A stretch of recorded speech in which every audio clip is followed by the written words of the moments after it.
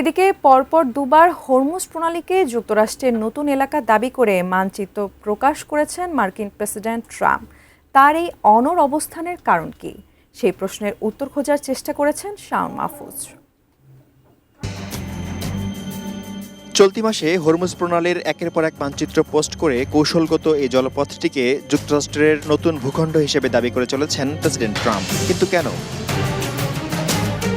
Trump স্পষ্ট দাবি করেছেন যুক্তরাষ্ট্র এই গুরুত্বপূর্ণ বিশ্ব বাণিজ্য পথের অভিভাবক হিসেবে কাজ করবে। মার্কিন সুরক্ষায় এই প্রণালী দিয়ে যাতায়াতকারী সমস্ত আন্তর্জাতিক বাণিজ্যিক জাহাজ ও কার্গো থেকে 20% নিরাপত্তা ফি আদায় করার পরিকল্পনা করছেন তিনি। ট্রাম্পের দাবি অনুযায়ী মার্কিন নৌবাহিনী হরমুজ প্রণালীকে ইরানের পাতা মাইন থেকে সম্পূর্ণ মুক্ত করেছে। জলপথটিতে বর্তমানে ইরানের কোনো নিয়ন্ত্রণ নেই এবং পুরো প্রণালীটি এখন মার্কিন বাহিনীর দখলে। সম্প্রতি সেখানে মার্কিন বিমানবাহী রণতরী ইউএসএস জর্জ ওয়াশিংটন মোতায়েন করা হয়েছে। আমি বুঝি নির্মাণের শিল্প, সালাম স্টিল বোঝে durability. Salam steel, most durable steel. Trump এটাও জানিয়েছেন ইরানের সাথে আর কোনো আলোচনা করার পরিকল্পনা নেই তার ভাষায় ইরান খুব বাজেভাবে পরাজিত হচ্ছে এবং তাদের পরাজয় নিশ্চিত করার পর খুব শিগগিরই আনুষ্ঠানিকভাবে হরমুজ প্রণালীকে যুক্তরাষ্ট্রের অংশ হিসেবে ঘোষণা করা হবে।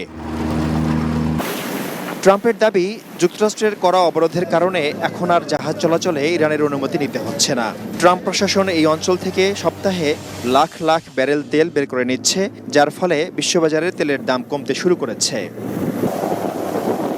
বিশ্লেষকদের মতে হোয়াইট হাউসে ফেরার পর এটি ট্রাম্পের এক ধরনের মনস্তাত্ত্বিক যুদ্ধ এবং মধ্যবর্তী নির্বাচনের আগে ভোটারদের কাছে নিজের আমেরিকা ফার্স্ট ভাবমূর্তি জোরদার করার চেষ্টা।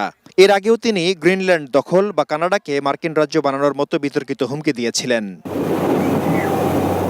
ট্রাম্পের এই দাবিকে অলীক কল্পনা বলে প্রত্যাখ্যান করেছে ইরান। দেশটি সাফ জানিয়ে দিয়েছে, যতক্ষণ না যুক্তরাষ্ট্র তাদের ওপর থেকে নৌ অবরোধ ও অর্থনৈতিক নিষেধাজ্ঞা তুলে নিচ্ছে, ততক্ষণ এই প্রণালীতে মার্কিন স্বার্থে আঘাত হানা হবে এবং প্রয়োজনে তারা চিরতরে এই জলপথ বন্ধ করে দেবে। Shaon Mahfuz, desk report, ATN news.